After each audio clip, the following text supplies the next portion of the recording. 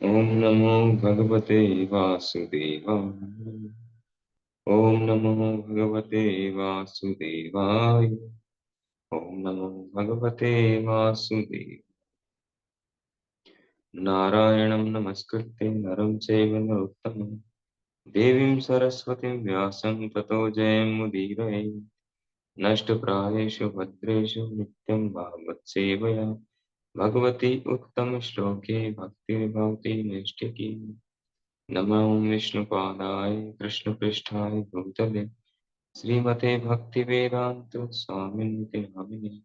नमस्ते सारस्वती देवी गौरवाणी प्रचारिणी निर्विशेष शून्यवादी पाश्चात्य देशतारिणी। श्रीमद् भागवतम स्कंद 1 अध्याय 7 द्रोण पुत्र को दंड। श्लोक संख्या 19 और 20।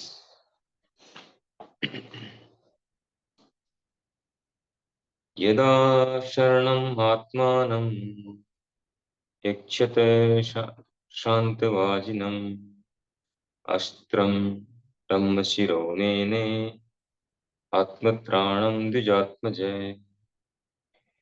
जब ब्राह्मण के पुत्र अश्वत्थामा ने देखा कि उसके घोड़े थक गए हैं, तो उसने उसने सोचा कि अब उसके पास अनंतिम अस्त्र ब्रह्मास्त्र आणविक हथियार का प्रयोग करने के अतिरिक्त अन्य कोई विकल्प नहीं रह गया है। तात्पर्य, अंततः जब कोई विकल्प नहीं रह जाता, तभी ब्रह्मास्त्र नामक परमाणु हथियार का प्रयोग किया जाता है। यहाँ पर द्विजात्मजय शब्द महत्वपूर्ण है, क्योंकि अश्वत्थामा द्रोणाचार्य का पुत्र होते हुए भी सुयोग्य ब्राह्मण न था। सर्वाधिक बुद्धिमान व्यक्ति ब्राह्मण कहलाता है, और ये कोई वंशानुगत उपाधि नहीं है। अश्वत्थामा पहले भी ब्रह्मबंधु कहलाता था। ब्राह्मण का मित्र होने का ये अर्थ नहीं है कि वह योग्यता में भी ब्राह्मण हो। ब्राह्मण का मित्र या पुत्र पूर्ण रूप से योग्य होने पर ही ब्राह्मण कहला सकता है, अन्यथा नहीं। चूंकि अश्वत्थामा का निर्णय अप्रौढ़ता भरा है, अतएव उसे यहाँ जानबूझकर ब्राह्मण का पुत्र कहा गया है।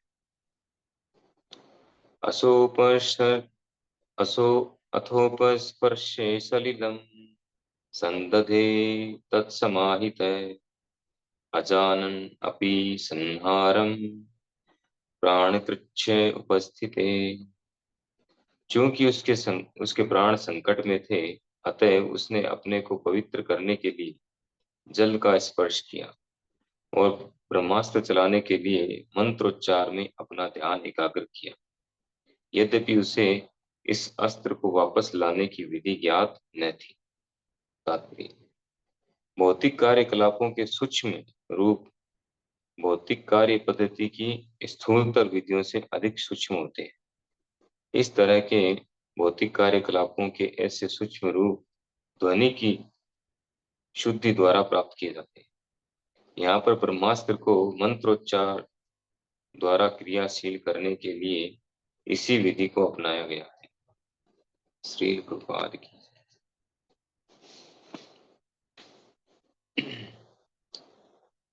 तो यहाँ प्रसंग चल रहा है अश्वत्थामा। अश्वत्थामा ने क्या किया?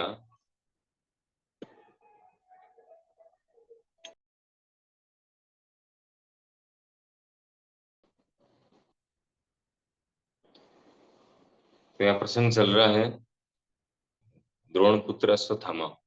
अश्वत्थामा ने जब द्रौपदी के 500 पुत्रों के सर काट लिए थे, और वो घटना जब पता चली अर्जुन को, तो अर्जुन ने अपनी पत्नी द्रौपदी से कमिटमेंट किया कि मैं उसका सर काट के लाऊंगा, अश्वत्थामा। और अर्जुन अपना जो है अपने सारे हथियारों से लैस होकर के और रथ पर बैठ करके भगवान श्री कृष्ण का रथ चला रहे और निकल गए अश्वत्थामा को ढूंढने के लिए। और अश्वत्थामा ने जब देखा तो आगे भागा वो बचने के लिए अपने रथ पे सवार होकर। तो अर्जुन पीछे पीछे, अश्वत्थामा आगे आगे। अंत में जैसा कि यहाँ बताया गया इस श्लोक में, अश्वत्थामा के घोड़े थक गए उसका रथ तो साधारण रथ था, लेकिन अर्जुन का जो रथ है वो विशेष था। वो अग्निदेव के द्वारा प्रदान किया गया। तो उसके घोड़े थक गए और उसका रथ रुक गया। अब उसके पास कोई चारा नहीं था, क्या करे, करो या मरो, या तो सरेंडर हो जाए अर्जुन के चरणों में। ऐसा उसमें था नहीं, होते ईगो था उसका, अहंकार वाला व्यक्ति था। तो उसने क्या किया, अंतिम हथियार जो है वो है ब्रह्मास्त्र। तो ब्रह्मास्त्र का प्रयोग किया। और ब्रह्मास्त्र जो है उसको आणविक हथियार से तुलना की गई है, परमाणु हथियार से। यद्यपि परमाणु हथियार भी उसके सामने कुछ नहीं है, परमाणु हथियार से भी ज्यादा पावरफुल है। अभी जो परमाणु हथियार बना रखे हैं अलग अलग देशों ने, और ट्रायल भी किया उसका, अंदर अंदर ट्रायल भी किया, पहले जापान पे ट्रायल किया उसका। तो उस हथियार को कंट्रोल किया जाता है इलेक्ट्रिसिटी के द्वारा, या और कोई तरीके से बटन दबा करके। लेकिन जो ब्रह्मास्त्र है उसको कंट्रोल किया जाता है मंत्रों के द्वारा। मंत्रों के द्वारा उसको प्रयोग किया जाता है, मंत्रों के द्वारा उसको वापस कंट्रोल भी किया जा सकता है, दोनों तरीके से। तो अश्वत्थामा जो है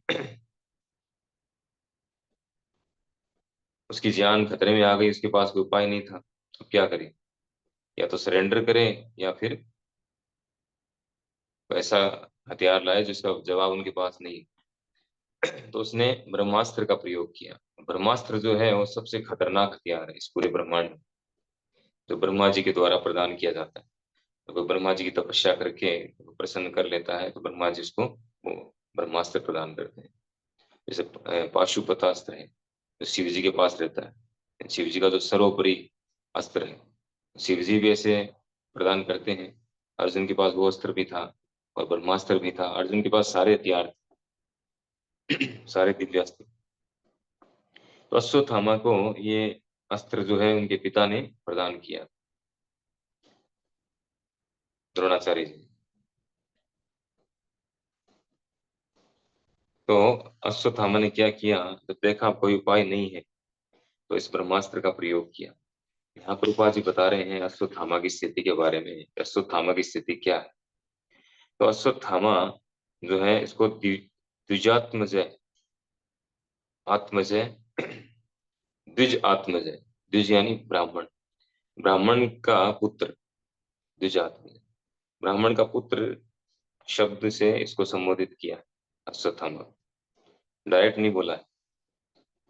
तो द्विजात्मजय का अर्थ है जो ब्राह्मण से जन्म लिया है लेकिन उसमें ब्राह्मण के गुण नहीं है, ब्राह्मण का पुत्र है वो। अगर ब्राह्मण होता, ब्राह्मण के गुण होते तो उसको डायरेक्ट ब्राह्मण कहते, लेकिन यहाँ पर द्विज आत्मजय का, इसका अर्थ है इसमें ब्राह्मण के गुण नहीं। तो पास ने बताया कि क्योंकि अश्वत्थामा द्रोणाचार्य का पुत्र होते हुए भी सुयोग्य ब्राह्मण न था। कैसे पता चलता है इस बात का कि सुयोग्य ब्राह्मण नहीं था? ब्राह्मण का मतलब है मनुष्य समाज में सब सर्वाधिक इंटेलिजेंट व्यक्ति। मनुष्य समाज जो है वर्णाश्रम व्यवस्था बनाई गई, ब्राह्मण क्षत्रिय वैश्य शूद्र। तो ब्राह्मण जो है, जो सामाजिक व्यवस्था है वो ब्राह्मण क्षत्रिय वैश्य शूद्र, ये एक सामाजिक व्यवस्था है। और एक है पारमार्थिक व्यवस्था,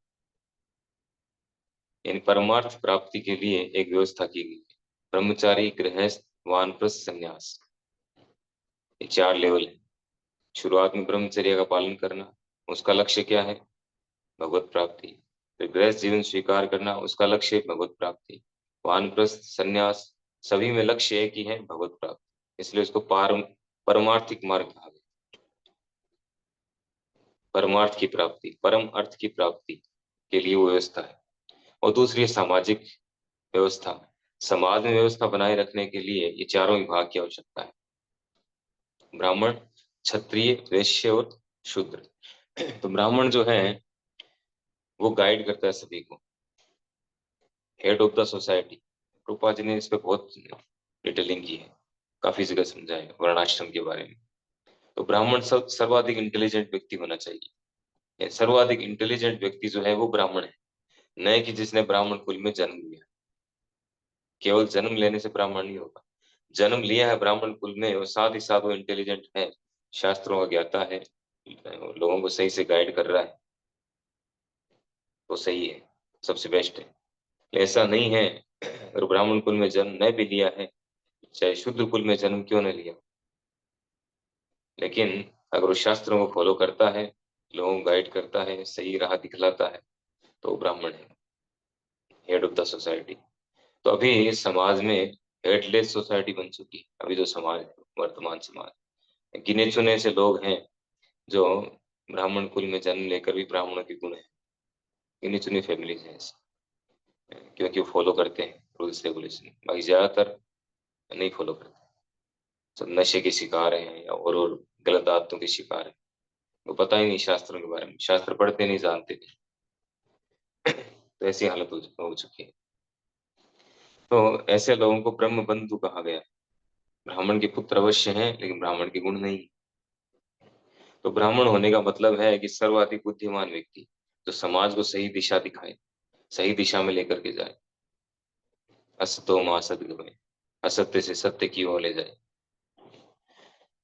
मृत्योर्मा अमृतम गमय, मृत्यु से अमृतत्व की ओर ले जाए, शास्त्रों का ज्ञान प्रदान करे, पठन पाठन यजन याजन दान प्रतिक्रिया, ये ब्राह्मण के कार्य है। ब्राह्मण के 9 गुण बताए गए हैं गीता में, शमो दमो तपः शौचम शांतिम आर्जवम एव च ज्ञान विज्ञान आस्तिक्यम ब्रह्म कर्म स्वभाव। ये 9 गुण है ब्राह्मण में होने चाहिए, ये नहीं है और पठन पाठन यजन याजन दान प्रतिक्रिया 6 कार्य नहीं करता है, तो इसका मतलब ब्राह्मण नहीं। हम पहले के युगों में देखते हैं कि जो बड़े बड़े राजा थे, चक्रवर्ती सम्राट, पूरे पृथ्वी के राजा, परीक्षित महाराज, उनसे पहले युधिष्ठिर महाराज, या उनसे पहले के, वो सब जो है अपने गुरुओं से गाइडेंस लेकर के, ब्राह्मणों से गाइडेंस लेकर के, उनके निर्देशन में राज्य चलाते थे, अपनी मर्जी से नहीं चलाते थे, उनके निर्देशन में रह करके वो राज्य चलाते थे, राज्य का संचालन करते थे। और उनके निर्देशन में वैश्य कार्य करते थे और उनके निर्देशन में शूद्र कार्य करते थे। एक पूरा सिस्टम है, समाज का पूरा ढांचा तभी सही सुचारू रूप से चलेगा जब इसमें हेड होगा, हेड यानी ब्राह्मण होगा। तो ऐसा न होने के कारण पूरी सामाजिक व्यवस्था अस्त व्यस्त हो चुकी है। अभी हम देख रहे हैं कि बड़े बड़े उच्च पदों पर अयोग्य व्यक्ति बैठे हैं, आरक्षण के कारण। ये आरक्षण है, यानी कि इसमें योग्यता नहीं है, फिर भी वो उसको पोस्ट पोजीशन मिल जाती है, उसकी शारीरिक अयोग्यता है, उसकी जाति के आधार पर। तो पहले जातिवाद नहीं था, जातिवाद तो बाद में आया है, पहले वर्णाश्रम व्यवस्था थी। तो ब्राह्मण में ब्राह्मण के गुण होने आवश्यक है, अदरवाइज वो ब्राह्मण का मित्र या ब्राह्मण का पुत्र कहलाए। तो कह रहे हैं कि अश्वत्थामा, चूंकि अश्वत्थामा का निर्णय अप्रौढ़ता भरा है, उसको ब्रह्म बंधु क्यों कहा गया, इसका एक और कारण क्या है कि उसने गलत निर्णय लिया, ब्रह्मास्त्र चलाने का निर्णय लिया। ये अप्रौढ़ता भरा यानी अपरिपक्वता, वो परिपक्व नहीं था पूरी तरह से, मेच्योर नहीं था। अगर मेच्योर होता तो ऐसा कदम नहीं उठाता, वो तुरंत सरेंडर कर देता या और कोई तरीका अपनाता भाग के निकलने का, लेकिन ऐसा काम नहीं करता। उसने जो ब्रह्मास्त्र चलाने का डिसीजन लिया वो उसका अप्रौढ़ता भरा है। तो इसलिए इसको जानबूझकर यहाँ ब्राह्मण का पुत्र कहा गया है। अगले श्लोक में कह रहे हैं कि चूंकि उसके प्राण संकट में थे, अतः उसने पवित्र जल का स्पर्श किया। तो जब भी कोई विशेष कार्य करना होता है, वैदिक नियमों के अनुसार कोई विशेष कार्य करना होता है, तो उसके लिए अपने आप को शुद्ध करना आवश्यक है। तो जो अश्वत्थामा है उसने भी इस प्रक्रिया को फॉलो किया, उसने जल का स्पर्श करके और अपने आप को तुरंत शुद्ध किया, और शुद्ध करके और फिर ब्रह्मास्त्र का संधान किया। तो शुद्ध करने की कई तरह की प्रक्रिया है,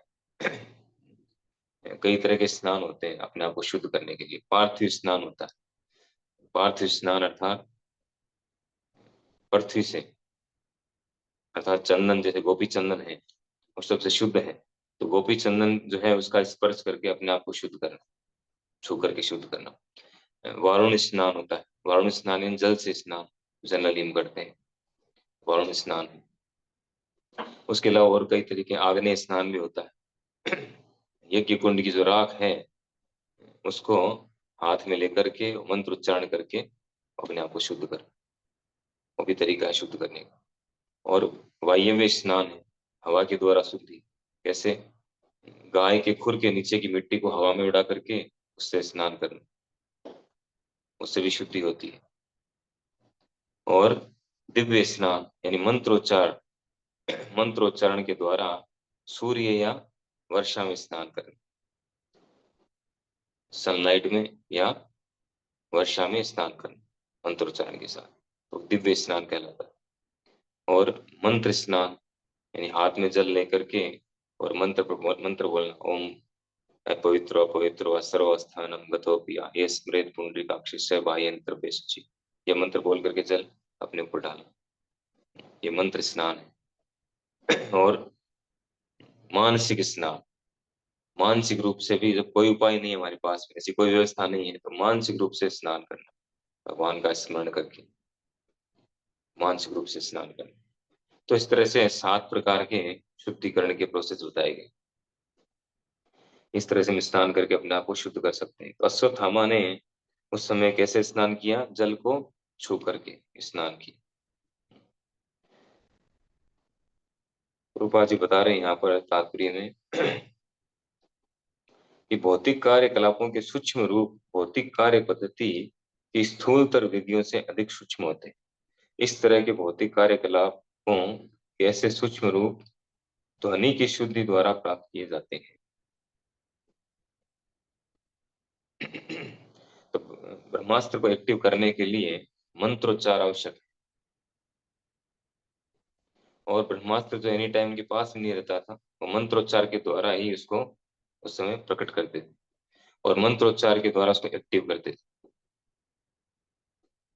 जैसे इसको परमाणु हथियार को कंप्यूटर से कमांड देते हैं, कंप्यूटर से कमांड दे करके उसको एक्टिव किया जाता है। तो ये तो अभी की टेक्निक है, टेक्नोलॉजी है। पहले की टेक्नोलॉजी और ज्यादा हाई, जो वैदिक शास्त्र में जो है, तो वो मंत्रों के द्वारा उसको कंट्रोल किया जाता था और मंत्रों के द्वारा उसको स्टार्ट किया जाता, शुरू किया जाता। यद्यपि जो अश्वत्थामा है उसको केवल वन वे प्रोसेस पता था, ये कैसे इसका इसका संधान करना है, कैसे इसको स्टार्ट करना है ब्रह्मास्त्र को, तो कहाँ निशाना लगा करके वहां पर साधना है, लेकिन वापस उसको कंट्रोल कैसे करना है उसको पता नहीं था, अधूरा ज्ञान था उसका, वापस लाने की विधि पता नहीं थी। तो ये जो हथियार है, यहाँ करें भौतिक कार्यकलापों के सूक्ष्म रूप भौतिक कार्य पद्धति की स्थूलतर विधियों से अधिक सूक्ष्म होते हैं। तो यद्यपि ये ब्रह्मास्त्र जो है बहुत ही सूक्ष्म है, परमाणु से भी ज्यादा सूक्ष्म है, लेकिन फिर भी स्थूल है, ये भौतिक है, आध्यात्मिक नहीं है। तो परमाणु हथियार में भी हम देखते हैं, आणविक हथियार जो है बहुत सूक्ष्म है। वो परमाणु परमाणु को हम आंखों से नहीं देख सकते, माइक्रोस्कोप से देखना पड़ता है परमाणु परमाणु को। तो वो इतना सूक्ष्म होता है। और एक भौतिक जगत में जहाँ हम रह रहे हैं, यहाँ जो 8 तत्व है, जिन मूल 8 तत्वों से भौतिक जगत बना है, उसमें भी जो है 5 जो है स्थूल है और 3 सूक्ष्म है, 5 ग्रोस और 3 सटल है, सटल एलिमेंट्स है। तो वो मन बुद्धि अहंकार है सटल एलिमेंट। और जो 5 जो ग्रोस हैं वो है पृथ्वी जल अग्नि वायु आकाश। तो परमाणु हथियार जो है वो तो ग्रोस चीजों से बना हुआ है, ग्रोस एलिमेंट से बना हुआ होता है, लेकिन जो ब्रह्मास्त्र है वो सूक्ष्म जो सटल एलिमेंट है उनसे बना होता है, मन बुद्धि अहंकार, और बहुत शक्तिशाली होता है। जो जितना सूक्ष्म होता है उतना ही ज्यादा शक्तिशाली होता है। जैसे ये जो 8 एलिमेंट है, इनका हम क्रम देखें अगर, तो पृथ्वी जल अग्नि वायु आकाश मन बुद्धि अहंकार, सबसे पहला तत्व आता है पृथ्वी। तो पृथ्वी जो है उससे आगे नेक्स्ट आता है जल। तो जल पृथ्वी से भी ज्यादा सूक्ष्म होता है। पृथ्वी को हम हमारी 500 इंद्रियों के द्वारा उसको अनुभव कर सकते हैं, देख सकते हैं, सुन सकते हैं, सूंघ सकते हैं, टेस्ट कर सकते हैं, पांचों इंद्रियों की स्पर्श कर सकते हैं, पांचों इंद्रियों के द्वारा उसको महसूस कर सकते हैं पृथ्वी तत्व। लेकिन जल तत्व जो है उसको हम पांचों इंद्रियों के द्वारा महसूस नहीं कर सकते। फिर उससे भी सूक्ष्म आता है अग्नि, पृथ्वी जल अग्नि। अग्नि को फिर हम और कम, हमारी और कम इंद्रियों के द्वारा उसको महसूस कर सकते हैं। गर्मी को स्पर्श के द्वारा महसूस कर सकते हैं, आंखों से देख करके कई बार दिखती भी नहीं अग्नि जो है। व्हाइट पेट्रोलियम अगर जलता है तो अग्नि दिखती नहीं है, दिखेगा नहीं कुछ जल रहा है। तो उसको और फिर कम इंद्रियों के द्वारा हम महसूस कर सकते हैं। फिर वायु, वायु को हम देख नहीं सकते, वायु के स्पर्श के द्वारा अनुभव कर सकते हैं। न तो उसको देख सकते हैं, न इसको चख सकते हैं, केवल सूंघ सकते हैं। अगर उसमें कुछ स्मेल है तो उसको सूंघ करके महसूस कर सकते हैं, या छू करके महसूस कर सकते हैं। वायु देख नहीं सकते। फिर आकाश, पृथ्वी जल अग्नि वायु आकाश। आकाश जो उसको शब्द के द्वारा पता चलता है आकाश है, उसको भी हम देख नहीं सकते। हर दो वस्तुओं के बीच में आकाश, हर जगह, हर खाली जो जगह है उसमें आकाश है। उसको न तो हम देख सकते हैं, न स्पर्श कर सकते हैं, न इसको गंध के द्वारा महसूस कर सकते हैं, और न जीवा के द्वारा महसूस कर सकते हैं। तो फिर कैसे अनुभव करें उसका? केवल शब्द के द्वारा, कानों के द्वारा। शब्द एक है पुरुषम शिव, भगवान गीता में कहते हैं। शब्द जो है वो आकाश की अभिव्यक्ति है। आकाश है वो शब्दों से पता चलता है। तो जितना सूक्ष्म होता जाता है जो तत्व, उतना ही वो पावरफुल होता है, उतना ही शक्तिशाली होता है। जल इतना पावरफुल है कि पृथ्वी को पूरी तरह से विनष्ट कर सकता है। जब प्रलय होती है तो सब कुछ जलमग्न हो जाता है, पानी में डूब जाता है सब कुछ। और फिर जल से भी जो पावरफुल अग्नि, फिर बाद में बताया गया जब प्रलय होती है, फाइनल प्रलय होती है, तो पहले 100 वर्षों तक तो जल भरा रहता है, भयंकर वर्षा होती है। और फिर 100 वर्षों तक अग्नि, प्रचंड अग्नि जो है उसकी वर्षा होती है। तो सब कुछ सूख सूख जाता है, जल भी वाष्प बन जाता है, सब कुछ खत्म हो जाता है। तो जो जितना सूक्ष्म है उतना ही पावरफुल है। अग्नि जो है वो जल को भी वाष्प बना सकती है। और उससे भी जो पावरफुल है, शक्तिशाली, वो है वायु। वायु जो है वो अग्नि को भी कंट्रोल करती है। तो ऑक्सीजन नहीं हो तो अग्नि जलेगी भी नहीं। और उससे भी पावरफुल या उससे भी शक्तिशाली है आकाश, ये उससे भी सूक्ष्म है वो। तो आकाश जो है, आकाश में ही सारी चीजें समाहित है। और जब प्रलय होती है तो सब कुछ आकाश में समाहित हो जाता है। लेकिन उससे भी सूक्ष्म है मन। मन उससे भी सूक्ष्म है, उससे सूक्ष्म है बुद्धि, फिर उसमें सूक्ष्म है, उससे भी सूक्ष्म है अहंकार, ईगो। तो जो जितना सूक्ष्म है उतना ही पावरफुल है, उतना ही शक्तिशाली। तो ब्रह्मास्त्र जो है वो बहुत ही सूक्ष्म हथियार है। सूक्ष्म का मतलब हमारी इंद्रियों के अनुभव से परे। सूक्ष्म का मतलब ऐसा नहीं कि केवल छोटा है। सूक्ष्म का मतलब है जो हमारी इंद्रियों के अनुभव से परे है। तो इसलिए वो बहुत ज्यादा पावरफुल है, शक्तिशाली। और ब्रह्मास्त्र को कंट्रोल करना या उसको एक्टिवेट करना, ये मंत्रों के द्वारा होता है। मंत्रों यानी शब्द के द्वारा। तो उसको ऐसे कंट्रोल नहीं किया जा सकता, उसकी भी कला आनी चाहिए। तो अश्वत्थामा के पास ऐसी कला नहीं थी। उसको केवल हथियार चलाना आता था, वापस कंट्रोल करना नहीं आता था। तो ऐसी स्थिति बन गई थी, करो या मरो वाली स्थिति थी अश्वत्थामा के सामने। उसने क्या किया, तुरंत जो है ब्रह्मास्त्र का संधान कर दिया और ब्रह्मास्त्र चला भी दिया। और वापस लाने की उसके पास क्षमता है नहीं, न उसको ज्ञान है, बस वो चलाना आता था। तो उसने ऐसा गलत कदम उठाया जो एक ब्राह्मण के लिए उचित नहीं। ब्राह्मण को इस तरह का कार्य नहीं करना चाहिए। ब्राह्मण बुद्धिमान व्यक्ति होता है, वो सोच समझ के कार्य करता है, पहले परिणाम पर विचार करता है, शास्त्रों का ज्ञाता होता है कि इसका परिणाम क्या होगा। ब्राह्मण का कार्य है कल्याण करना लोगों का, तो लोगों के कल्याण के लिए जो कार्य है वो करना चाहिए। ये तो अकल्याण वाला कार्य है। इसने ब्रह्मास्त्र का प्रयोग किया बिना सोचे समझे। इसीलिए उसको यहाँ पर अश्वत्थामा को ब्रह्म बंधु कहा गया है। उसकी अप्रौढ़ता के कारण उसको ब्रह्म बंधु कह करके संबोधित किया गया है। तो इस हथियार को चलाने से क्या परिणाम होगा, क्या होने वाला है, आगे वाले श्लोकों में देखेंगे कि किस प्रकार से अश्वत्थामा के द्वारा चलाए गए हथियार से क्या स्थिति बनी वहां पर, और अर्जुन के लिए कैसी संकटपूर्ण स्थिति तैयार हुई, और फिर उन्होंने कैसे इससे वो निपटे, उससे ऐसे स्थिति से निपटने के लिए अर्जुन ने क्या किया, भगवान उनको कैसे गाइड किया।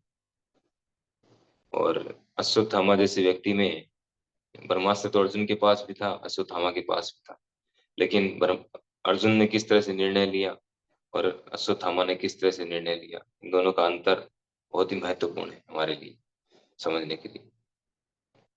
तो हम समझेंगे आगे वाले श्लोकों में। हरे कृष्ण। श्रीमद् भागवत महापुराण की जय। श्री प्रभुपाद।